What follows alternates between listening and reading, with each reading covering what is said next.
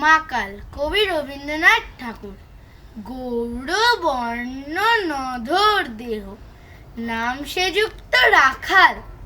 জন্ম তাহার হয়েছিল সেই যে বছর আকাল।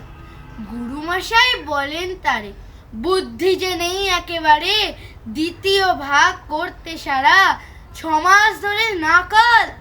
রেগে মেগে বলেন, বাঁদর, নাম দিনু তোর মাকাল।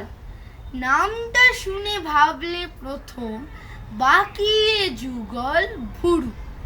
তারপর সে বাড়ি এসে নৃত্য করলে শুরু। হঠাৎ ছেলের মাতন দেখি সবাই তাকে শুধায়, এ কি? সকলকে সে জানিয়ে দিল, নাম দিয়েছেন গুরু। নতুন নামে উৎসাহে তার বক্ষ দুরু দুরু। কোলের পরে বসিয়ে দাদা বললে কানে কানে, গুরুমশাই গাল দিয়েছেন, বুঝিস নে তার মানে। রাখাল বলে, কখনো না, মা যে আমায় বলেন শোনা, সেটা তো গাল নয়, সে কথা পাড়ার সবাই জানে। আচ্ছা, তোমায় দেখিয়ে দেব, চলো তো ওইখানে। টেনে নিয়ে গেল তাকে পুকুর পাড়ের কাছে।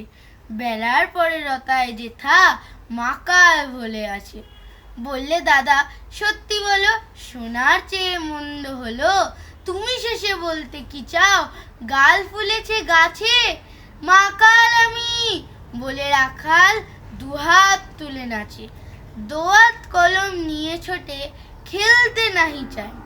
লেখাপড়ার মন দেখে মা অবাক হয়ে যায়। খাবার বেলায় অবশেষে দেখে ছেলের কাণ্ড এসে।